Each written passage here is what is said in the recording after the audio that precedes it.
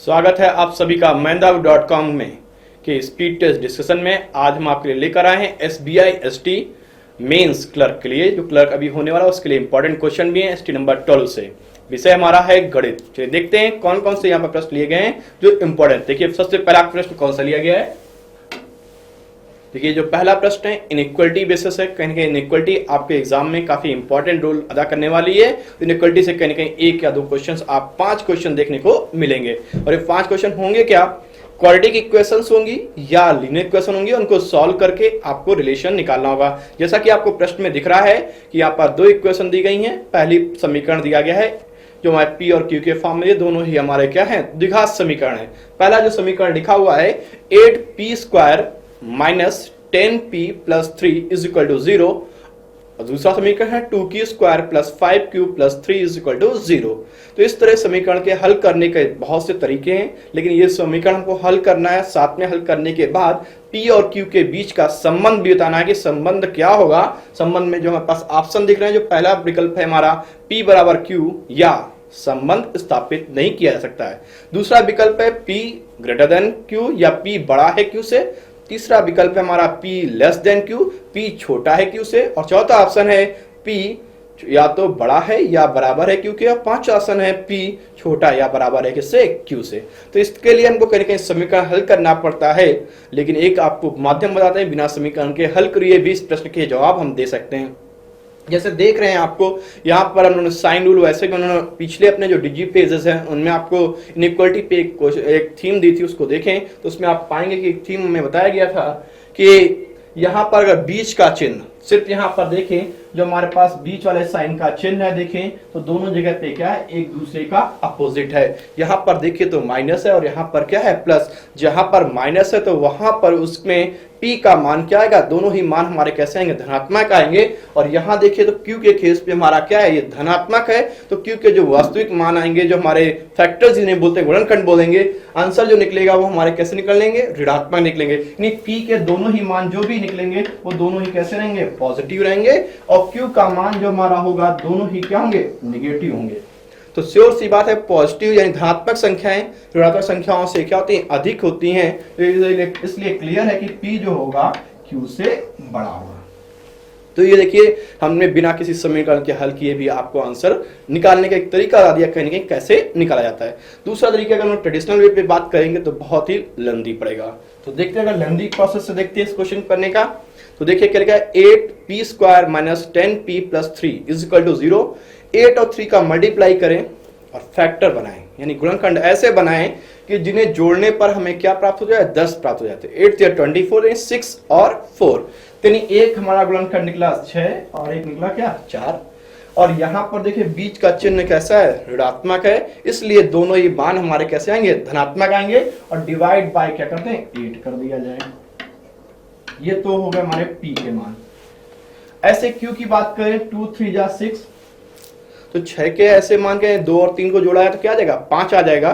तो ऐसे q के जो मान होंगे वो हमारे होंगे -2 और -3, और डिवाइड बाय क्या कर दिया जाए, 2, क्योंकि यहाँ पर q² के मल्टीपल में क्या है, 2 है।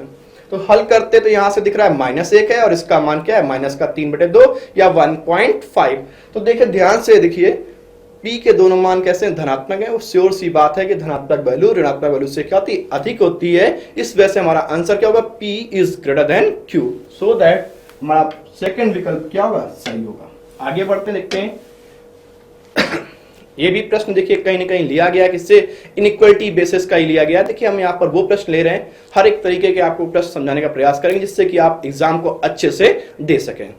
प्रश्न जो है p² minus 6p plus 8 is equal to 0। और दूसरा समीकरण है 3x² minus 10q plus 7 is equal to 0। तो देखिए अगर इसको हल करने की बात करें, 8 के ऐसे फैक्टर किए जाएंगे 6। सिंपल सी बात है कि p के जो मान निकलेगा वो हमारा कैसा निकलेगा, दोनों ही धनात्मक होंगे और होंगे क्या, 4 और 2।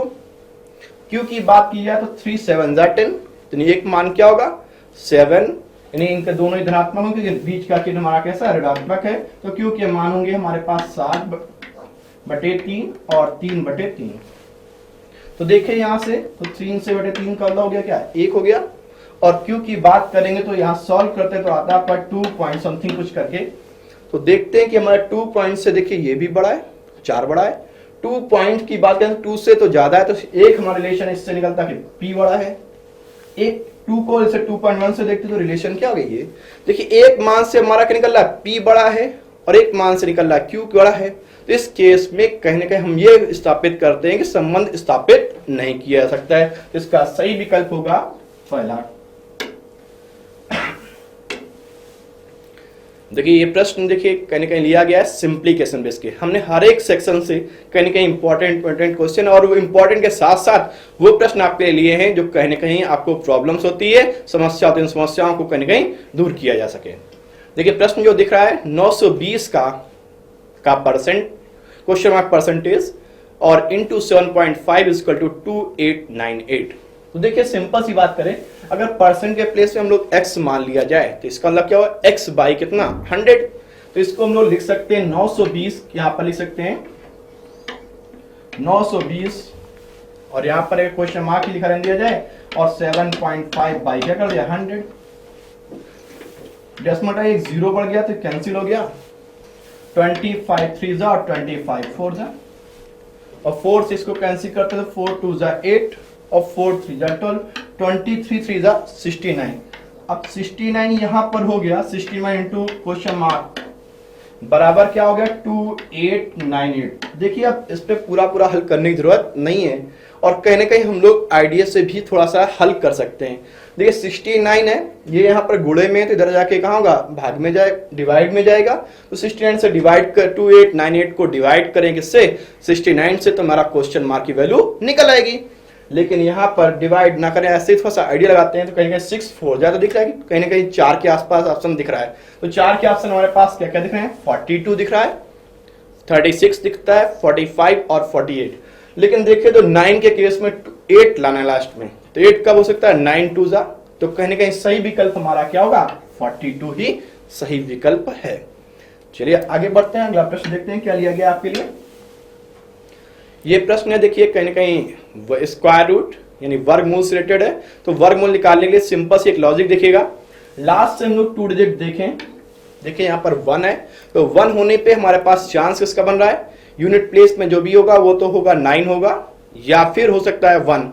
लेकिन इसके बाद हम लोग देखते हैं 118 किस स्क्वायर के नजदीक पड़ता है, तो 118 हमारा नजदीक पड़ता है किसके 10 के स्क्वायर के। तो कहीं ना कहीं आंसर जो होगा यहाँ से स्क्वायर रूट वो क्या होगा 109 इंटू क्वेश्चन मार्क और square root of question mark is equal to 10137। अब क्वेश्चन मार्क ये यहाँ पर मल्टीप्लाई में तो इसको क्या करना पड़ेगा, डिवाइड में लेके जाना होगा। यानी इसको अगर डिवाइड में जाएगा और डिवाइड करेंगे तो हमारे पास निकलेगा क्या 93। देखिए डिवाइड नहीं करना होगा, कहीं आइडिया देखिए 9 3 जा, यहाँ पर 7 लाना है, तो 7 लाने के लिए हमको क्या होना चाहिए 9 के साथ यहाँ पर 3 आएगा तभी 7 आ सकता है, क्योंकि 9 3 जा 27 होता है, इसलिए हमारा आंसर क्या निकलेगा 93। अब यहाँ पर देखिए क्या लिखा है क्वेश्चन मार्क का स्क्वायर अंडर रूट। अब अंडर रूट हटाने के लिए क्या करना पड़ेगा, हमें दोनों पक्षों का क्या करना होगा वर्ग करना होगा। दोनों पक्षों को वर्ग कर दिया जाए तो 93 का वर्ग करते हैं तो हमारे पास आंसर निकलता है 8649। देखिए 8649 हमारे किस विकल्प में, तो पहले विकल्प में, अतः हमारा पहला विकल्प क्या होगा सही होगा। आगे बढ़ते हैं, देखिए ये प्रश्न है लगभग दैट मींस ये क्वेश्चन है अप्रोक्सीमेशन। देखिए जो आपके एग्जाम होने वाला है उसमें आपको 5 प्रश्न मिलेंगे कहीं ना कहीं आपके सिंप्लीकेशन बेस यानी सरलीकरण से रिलेटेड, और 5 प्रश्न होंगे वो भी सिंप्लीकेशन बेस होंगे, लेकिन वो होंगे किस पे, लगभग मान क्या होगा या अप्रोक्सीमेट मान क्या होगा। तो अप्रोक्सीमेट करने के लिए क्या होता है, इस पे सभी को कुछ न कुछ लगभग मान बना दिया जाता है, पूरा हल नहीं करते हैं। तो देखते हैं 32.9782 इसको हम लोग मान सकते हैं। देखिए 32.5 से ज्यादा है तो इसे हम लोग 32.99 को हम लोग मान सकते हैं 33 मान लिया जाए। ये 19.02 है तो दैट मींस 19 के स्टार्टिंग में ही है, तो हम लोग इसे सिर्फ 19 माना जाए और माइनस का question mark is equal to इसको 33 मान लिया जाए। तो देखिए 33 से 33 कैंसिल हो गया, बचा सिर्फ हमारे पास क्या 19, यानी क्वेश्चन मार्क का मान क्या होगा 19 होगा लगभग। लेकिन लगभग में देखिए 19 ऑप्शन पे हमारे विकल्प में नहीं मौजूद है, तो तो अतः हमारा 19 के सबसे नजदीक जो विकल्प है वो है क्या, 20। तो सही आंसर होगा हमारा क्या, 20। आगे बढ़ते हैं। देखिए ये भी प्रश्न कहीं ना कहीं अप्रोक्सीमेशन बेस है, तो इससे भी कहीं ना कहीं हम लोग अप्रोक्स करके सॉल्व करते हैं। देखिए क्या लिखा है, 4 इंटू 3/13। तो 3/13 को 13 को अगर हम लोग 12 मान लें, इसलिए मान ले रहे हैं कहीं ना कहीं एग्जैक्ट में सॉल्व करने में थोड़ा सा आसानी बनेगी। अगर हमने इसको 12 मान लिया तो 4 3 12 हो गया, तो 3 से 3 कैंसिल हो गया, यानी 1 हो गया। 1 इंटू 952 को इसको अगर हम देखें तो लिख सकते हैं 950 लिख लिया जाए।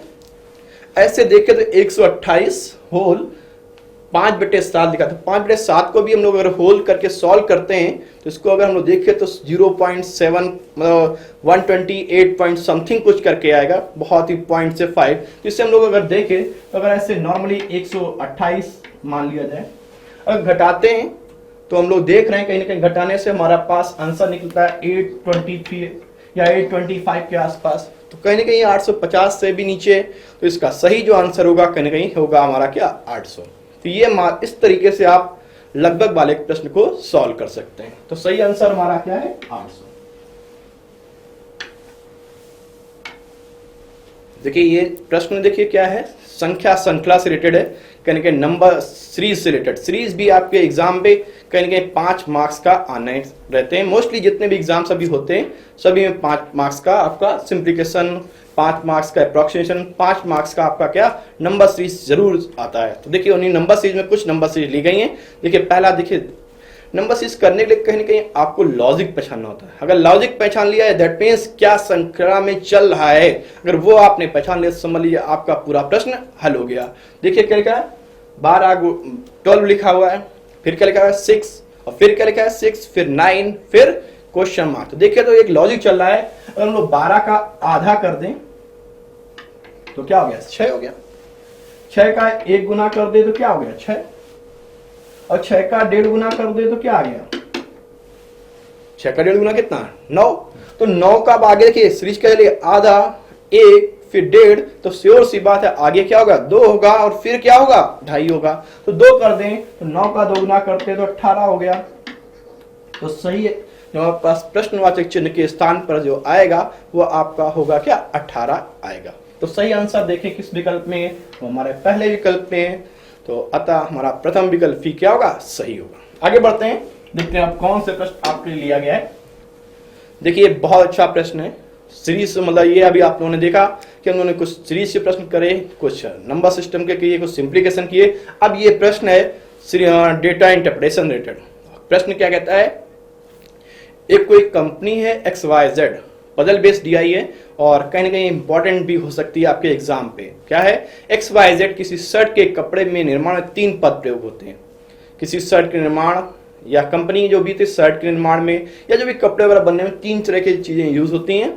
पहला प्रोसेस होता है रंगाई करना, धुलाई, और तीसरा हमारा क्या, इस्त्री। जब इन तीनों प्रक्रमों से गुजर जाएगी कोई शर्ट तो हमारी उस शर्ट क्या होगी, कंप्लीट मानी जाएगी कि एक शर्ट पूरी तरह तैयार हो गई। नहीं उसकी रंगाई भी हो जानी चाहिए, धुलाई भी हो जानी चाहिए और इस्त्री भी हो जानी चाहिए, नहीं क्या, प्रेस भी हो जाना चाहिए। तो देखिए क्या बोला गया है, कंपनी के पास 6 रंगाई मशीन, 10 धुलाई और 5 इस्त्री की मशीनें हैं। तो यानी सब देखें 6 रंगाई की हैं, 10 ये हैं और 5 इस्त्री मशीन है, और प्रत्येक घंटे को 10 घंटे काम करती हैं। यानी प्रत्येक जो मशीन है 10 घंटे, यानी कुल मिला के ये 60 घंटे। एक मशीन 10 घंटे तो 6 मशीनें कितने, 60 घंटे। इसी तरीके से 10 धुलाई वाली मशीन है तो 100 घंटे, और ये 5 का मतलब हो गया कितना, 50 घंटे इस्त्री मशीन चलती है। ये प्रश्न हो गया। आगे बढ़ते हैं, आगे कहानी इसमें बोली गई है, एक दिन एक शर्ट को के कपड़े को 40 मिनट रंगाई, एक दिन में एक शर्ट जो होती है 40 मिनट में रंगाई में लगते हैं, 2 घंटे धुलाई में और 30 मिनट इस्त्री में, एक शर्ट के बनने में। इसी प्रकार एक जीन्स के बनने में 60 मिनट इस्त्री का मशीन और 60 मिनट आपके रंगाई के लिए और 30 मिनट धुलाई के लिए, 60 मिनट का मतलब 1 घंटे। चलिए आगे बढ़ते हैं, इनमें प्रश्न कैसे लिए गए, ये तो फिलहाल प्रश्न बन गया। देखते हैं, देखिए पजल DI की बात करें तो होता है कि आप एक बार पढ़ लीजिए और पढ़ने के बाद उसी के अनुसार प्रश्न देखिए, प्रश्नों के अकॉर्डिंग आप कहीं ना कहीं सॉल्व कर जाइए। तो देखते हैं प्रश्न कौन कौन से लिए गए हैं जो इंपॉर्टेंट भी हैं।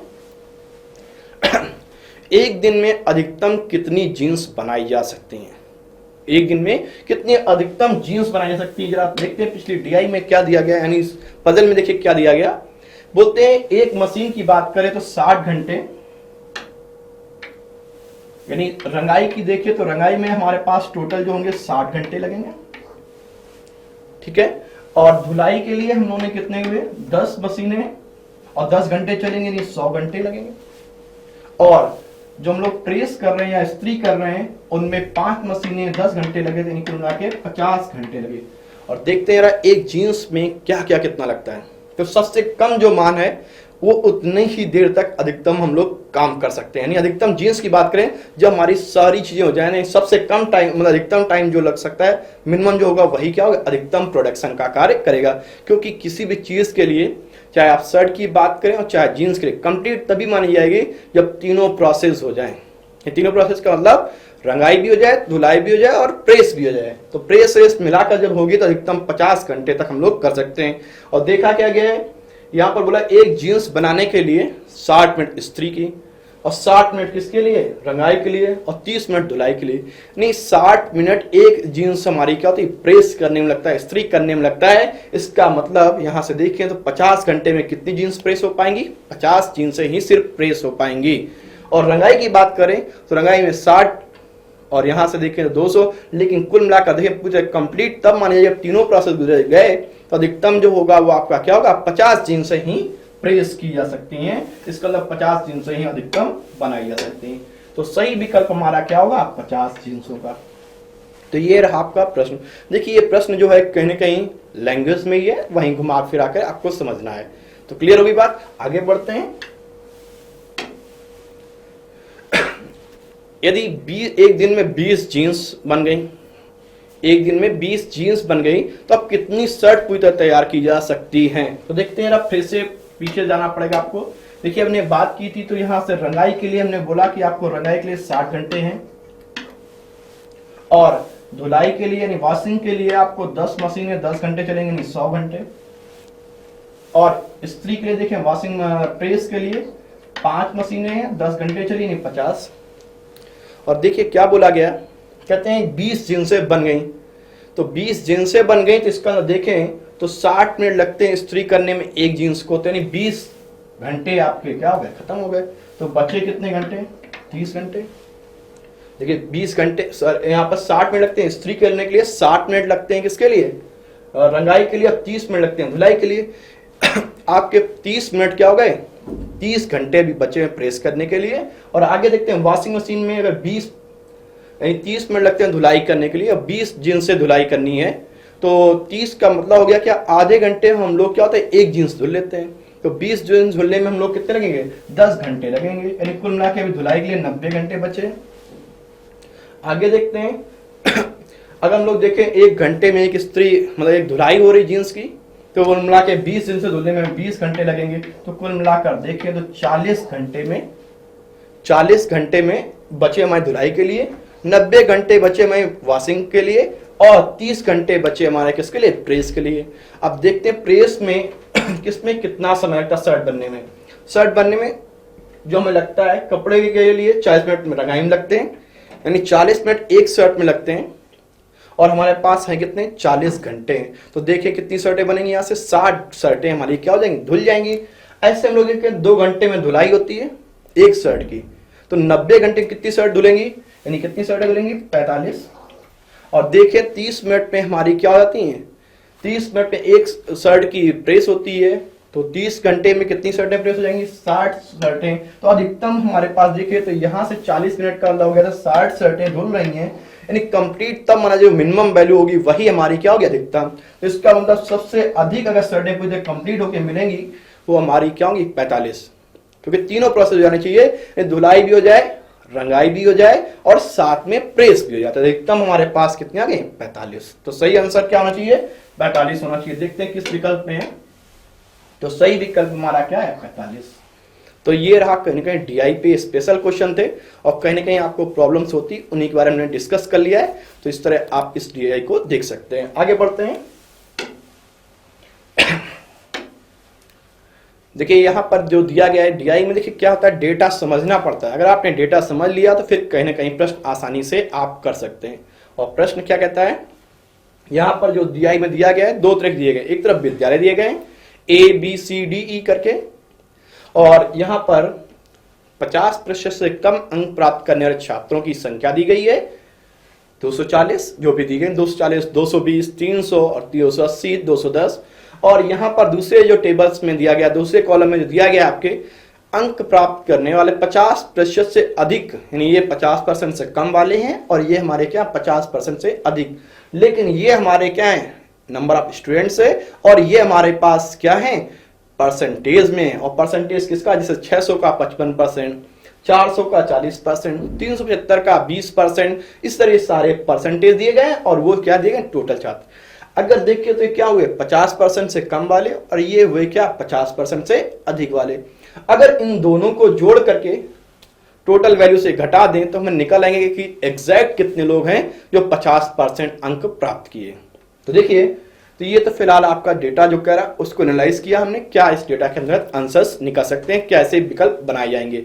तो पहला प्रश्न जो देखा है आपको देखने को मिल रहा है, किस विद्यालय में 50% से कम लाने वाले छात्रों की संख्या सबसे कम है।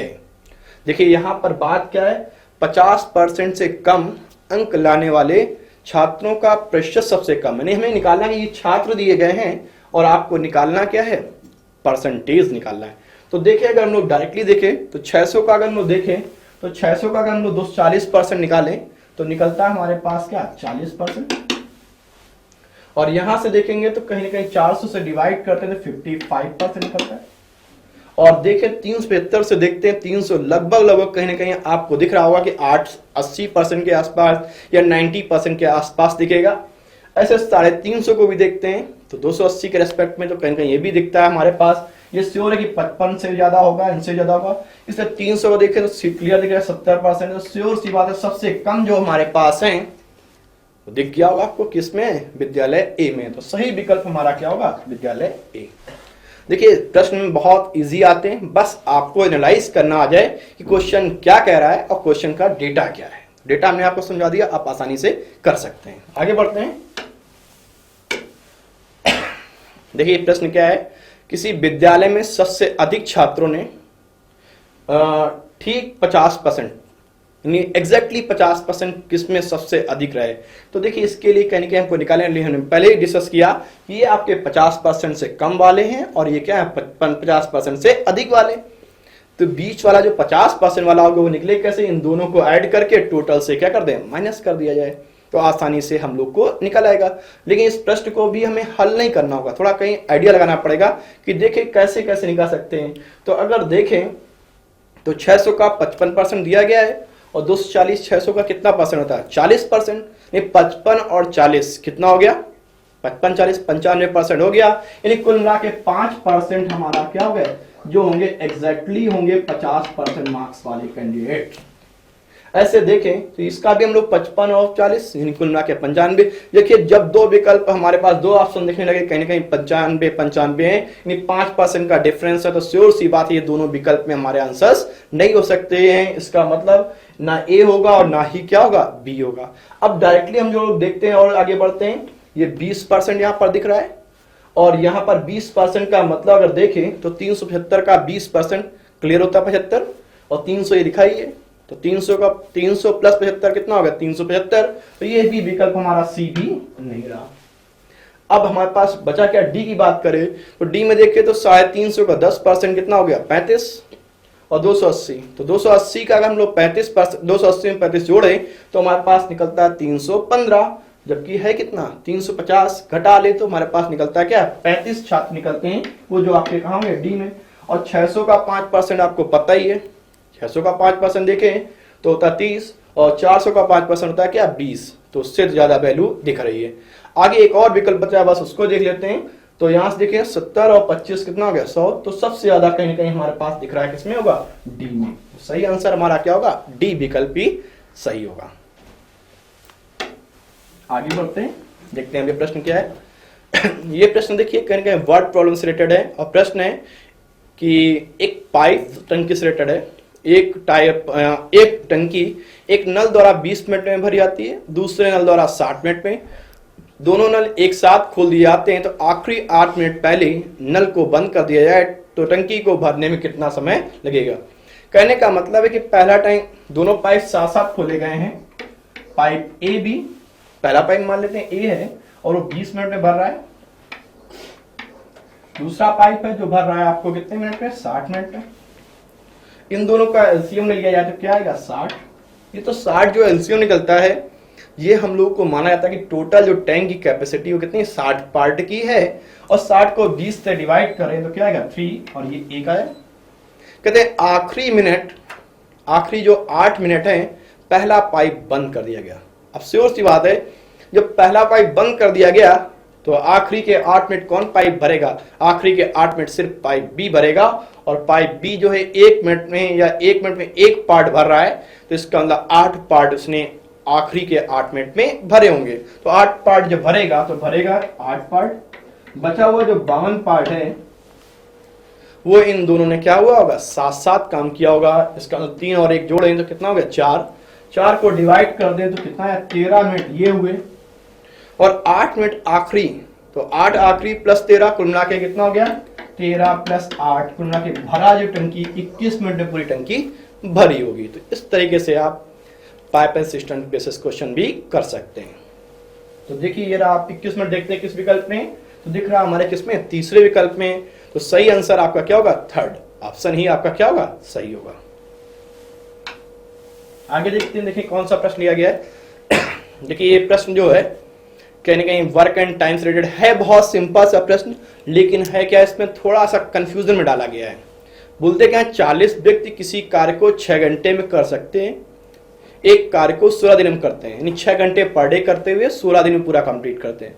जबकि उसी कार्य को 60 व्यक्ति प्रतिदिन 8 घंटे कार्य करके x दिनों में पूरा करते हैं, x दिनों में पूरा करते हैं। यदि पहले वाले 4 व्यक्ति के द्वारा किया गया एक दिन का काम 9 व्यक्तियों के एक दिन के काम के बराबर है, यानी जो पहले वाले 4 हैं, जो पहले व्यक्ति अगर 4 होते हैं तो नए वाले वो कितने माने जाते हैं, 9 व्यक्ति माने जाते हैं। तो इसके अंदर जो 4 हैं तो 9 माने जा रहे हैं, तो जरूर सी बात है जब 40 होंगे तो कितने माने जाएंगे, 90 माने जाएंगे। तो इन 40 व्यक्ति के स्थान पर नए व्यक्ति बराबर की बात की जाए, क्योंकि यहाँ पर दिया गया पहले जो 4 व्यक्ति हैं बाद के 9 व्यक्ति के बराबर है, इसका मतलब 4 की जगह पे 4 9 लिख दिया, यानी 90 व्यक्ति हो गए। 6 घंटे प्रतिदिन काम किया और 16 दिनों में काम कंप्लीट हो गया। कहते हैं उसी जैसे 60 व्यक्ति लगा दिए जाए और x दिनों में पूरा काम करते हैं, और पर डे जो काम करते हैं वो 8 घंटे करते हैं। तो देखिए 0 से 0 कैंसिल हो गया, 6 से 6 कैंसिल हुआ, और 8 2 16, फिर x की वैल्यू यहां से क्या आ गई, 18 दिन या 18 दिन। तो देखिए 18 दिन किस विकल्प में है, तो कहीं कहीं दिख रहा है आपको किस विकल्प में, विकल्प नंबर 2 में। तो सही आंसर क्या होगा, विकल्प 2। चलिए आइए देखते हैं अगला प्रश्न कौन सा लिया गया है। अगला प्रश्न यहाँ पर देखिए कहने के मिक्सर एंड एलिगेशन से रिलेटेड। देखिए वर्ड प्रॉब्लम भी में कुछ चैप्टर्स बहुत इंपॉर्टेंट थे, वर्क एंड टाइम, मिश्रण और परसेंटेज। तो कहीं कहीं आपको इस तरह प्रश्न जरूर देखने को मिलेंगे। और प्रश्न देखिए क्या कहता है, एक प्रकार की मिश्र धातु में सीसा तथा टिन का अनुपात 5:6 है। तदनुसार उस अनुपात को 1:1 करने के लिए 12.1 किलोग्राम में कितना सीसा और बनाना चाहिए। देखिए 1:1 करने के लिए यानी कुल मिलाकर दोनों की जो मात्राएं हो जाएं वो बराबर हो जाएं। यानी पहले का देखें तो पहले इनकी मात्राओं का अनुपात क्या है, 5:6, यानी इनके दोनों का रेशियो क्या हो जाए, बराबर हो जाए। यानी 5 वो है तो ये भी 6 हो जाए, और वो तो 6 है ही है, या ये 6 है तो वो भी क्या हो जाए, 5 हो जाए। यानी दोनों बराबर हो जाए तो कट के आराम से क्या हो जाएगा, 1 आ जाए। तो किसी तरह ये डिफरेंस ला रहा है वो हमारा क्या ला रहा है, एक रेशियो ला रहा है। एक रेशियो का मान अगर निकल लें तो हम लोग आसानी से आंसर निकला है कितना सीसा मिलाना चाहिए। तो देखें 5 और 6 का टोटल देखें कितना हुआ, 11 हुआ। उस 11 का जो मान है वो कितना है, 121। 11 अनुपात उसके मान है 12.1 kg। तो एक अनुपात की बात करेंगे तो हमारे पास आएगा कितना, 1.1 kg। यानी यही 1.1 kg सीसा में क्या करना पड़ेगा, ऐड करना पड़ेगा, जिससे कि क्या हो, दोनों का अनुपात क्या हो जाए, बराबर हो जाए। तो सही आंसर हमारा क्या होगा, 1.1। तो दिख रहा हमारे किसमें, विकल्प 2 में। चलिए आगे देखते हैं कौन सा प्रश्न लिया गया है। देखिए ये जो प्रश्न है, ये प्रश्न कहीं ना कहीं आपका ट्रेन बेसिस है, और ट्रेन के लिए कहीं ना कहीं वही कंसेप्ट, आपके दो कंसेप्ट देखने पड़ते हैं कि ट्रेन मूव कर रही है, तो मूव कर रही है तो किस डायरेक्शन पे मूव कर रही हैं, दोनों समान दिशा पे या विपरीत दिशा में। समान दिशा में होती हैं तो उस केस में मैंने दोनों की चालों को क्या कर दिया, घटा दिया जाता है। लेकिन जब दोनों विपरीत दिशा में होती है तो दोनों की चालों के क्या करते हैं, जोड़ दिया जाता है। इससे हम लोग क्या निकलाती है, रिलेटिव स्पीड निकलाती है। और पार करने के लिए कहीं ना कहीं आपको दोनों रेलगाड़ियों की लंबाई भी चाहिए होती है। यहाँ पर चाल दी गई है दोनों गाड़ियों की, दो एक समान लंबाई रेलगाड़ियां समांतर पटरियों पर क्रमशः 65 किलोमीटर प्रति घंटे और 85 घंटे की गति से विपरीत दिशा में आ रही, विपरीत आ रहे हैं। श्योर सी बात, इनकी जो हमारी रिलेटिव स्पीड हो जाएगी वो इन दोनों का क्या होगा, एडिशन होगा। 65 प्लस 85 इन्हें जोड़ें तो हमारे पास कितना आ गया, 150 किलोमीटर प्रति घंटे। अगर हम लोग इसको, क्योंकि यहाँ पर आगे जो टाइम दिया गया कहते हैं, यदि वे एक दूसरे को 6 सेकंड में पार करते हैं तो ये तो रिलेटिव स्पीड हो गई। टाइम जो दिया गया सेकंड में दिया गया, तो कहीं ना कहीं चाल को भी हमें किलोमीटर घंटे से किसमें बदलना पड़ेगा, मीटर प्रति सेकंड में बदलना पड़ेगा। तो 150 इनटू क्या कर दिया है, इसको 5/18 से मल्टीप्लाई कर दें तो कन्वर्ट हो जाता है किसमें, मीटर पर सेकंड में। ये रिलेटिव स्पीड हो गई। टाइम हमारे पास दिया गया 6 सेकंड का। तो अगर हम लोग डिस्टेंस की बात करें, डिस्टेंस क्या होगी, दोनों ट्रेनों की लंबाई के सम के बराबर। और दोनों ट्रेनें हमारी कैसे, समान लंबाई की, इसलिए दोनों की लंबाई क्या करना पड़ेगा, जोड़ देंगे। 2l बराबर हो गया टोटल डिस्टेंस। और डिस्टेंस आई कितनी, 150 इंटू 5/18 और इंटू 6 से इधर कैंसिल करें, 6 3 जा और 3 से इधर कैंसिल करें, 50 55 जा 150 250। अगर प्रत्येक ट्रेन की लंबाई की बात करेंगे तो क्या आएगा, 125 मीटर। देखिए 125 मीटर किस विकल्प में है, वो दिख रहा हमारे विकल्प 2 में। तो सही विकल्प हमारा क्या होगा, विकल्प नंबर 2।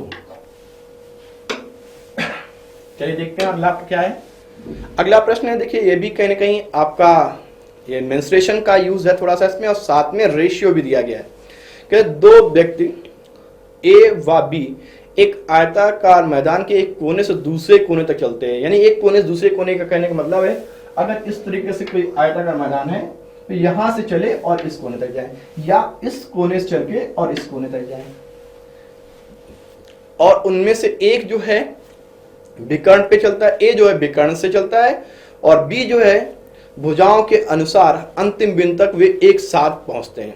यानी जो चलने का एक विकर्ण पे चलता है और एक कैसे चलता है, भुजाओं से, लेकिन पहुंचते दोनों एक साथ हैं। तो पहुंचते एक साथ का मतलब क्या है कि दोनों में जो डिस्टेंस चलने में जो लगा टाइम है वो क्या है, इक्वल है। बट डिफरेंस क्या है, डिस्टेंस का। और डिस्टेंस देखिए तो ये अगर यहां से जा रहा है, ए जो है जाता कहां से, विकर्ण से, यानी इधर सीधे पहुंच गया। और दूसरा जो बी है वो जाता कैसे, पहले लंबाई पे जाएगा फिर इधर गया चौड़ाई पे। और इनकी लंबाई और चौड़ाई का अनुपात दिया गया है 3:4। तो अगर ये 3 है और ये 4 है, तो अगर देखें पाइथागोरस प्रमेय के अनुसार इसकी भुजा हम लोग निकाल सकते हैं इजीली। 3 है और ये 4 है, तो आसानी से बात कर सकते हैं कि ये हमारी जो होगी वो कितनी होगी, 5 होगी। यानी कुल मिलाकर इसने कितनी दूरी चली, 5 इकाई चली। तो बी ने कितना चला, 3 ये चला और 4 ये चला, यानी कुल मिलाकर कितना चला, 7 चला। और दोनों की गतियों का अनुपात चाहिए, और यहाँ पर समय का सबका क्या है, दोनों का कांस्टेंट है या नियत है। तो कहीं कहीं दूरियों के क्या होगा, अनुक्रमानुपाती होगा।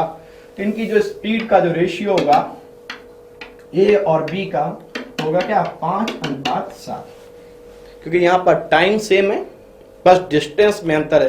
तो स्पीड जो होगी डिस्टेंस के डायरेक्टली पर्सन होगी, टाइम क्योंकि सेम है। तो आंसर जो होगा हमारा क्या होगा, 5:5 सही, 5:7। तो सही विकल्प हमारा क्या होगा, चौथा विकल्प। तो ये रहे आपका ये क्वेश्चन। आगे बढ़ते हैं, आगे देखते हैं कौन सा प्रश्न लिया गया है।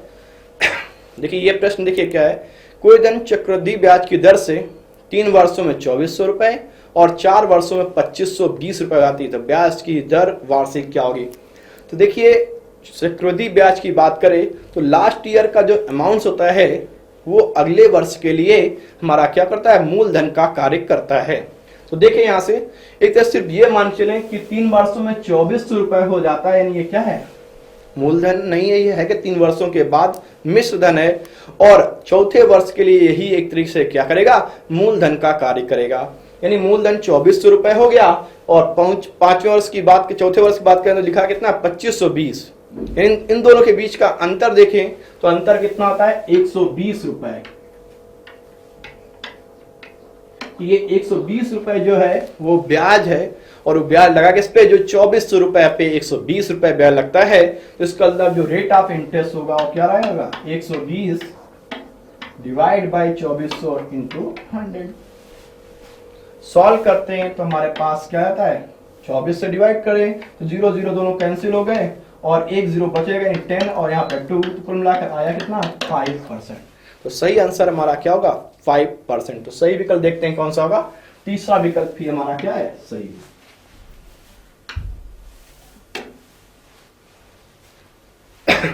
ये जो प्रश्न है, ये भी एक तरह डीआई बेसिस है, और डीआई के लिए कहीं कहीं आपको फिगर्स फिर से एक बार समझा देते हैं क्या है। ये आपके पास दिया क्या गया है, ये वर्षों में आपका एक कंपनी का उत्पादन और खर्च दिया गया है। उत्पादन, खर्च और बिक्री राजस्व, जो भी बिक्री हो रही उस पर क्या चीज है।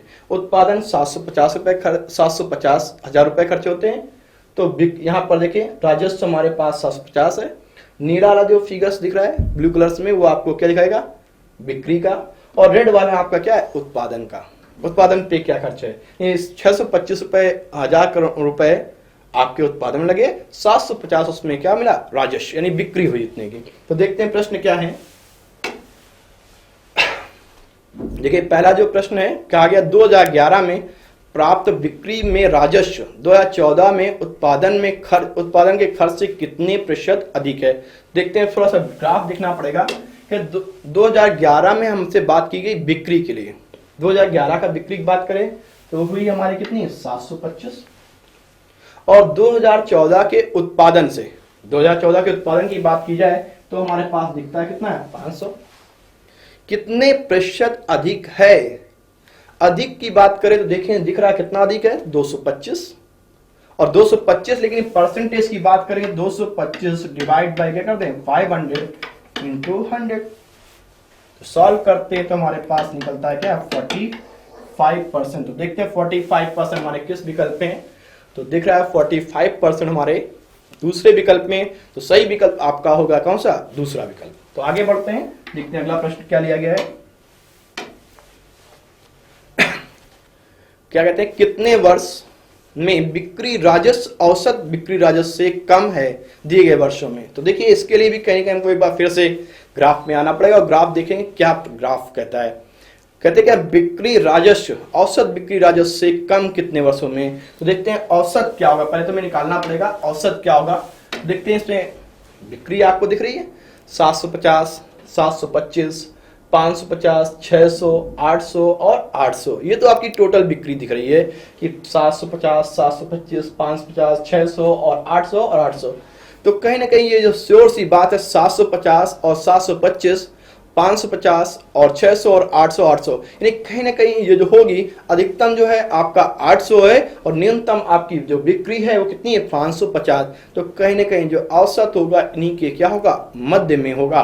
तो मध्य की बात करें तो अगर हम लोग मान लें 750, इनका 750 अगर औसत मान लिया जाए, तो औसत मानने से 750 से क्या हो गया कि 750 से देखें 25 ही कम हो रहा है, लेकिन वो देखें लास्ट के दोनों पॉइंट्स, तो लास्ट के दोनों बिंदु देखते हैं, लास्ट के दिया देखें तो 800 हो रहा है। श्योर सी बात 50 इनमें क्या है ज्यादा है, 50 अगर इसमें ज्यादा तो 25 इसको दे दिया तो बराबर हो गया, तो ये भी 750 हो गया।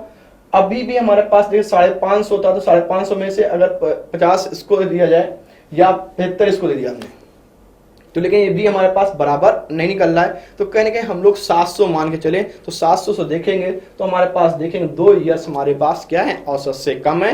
इस सबसे कम जो हमारे पास बात जो प्रश्न है औसत से कितने वर्ष कम है, तो दिख रहा है कहीं ना कहीं वो 2 ईयर्स है।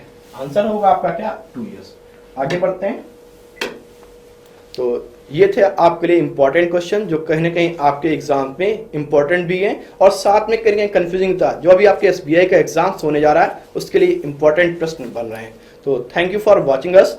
For more videos you can subscribe our YouTube channels.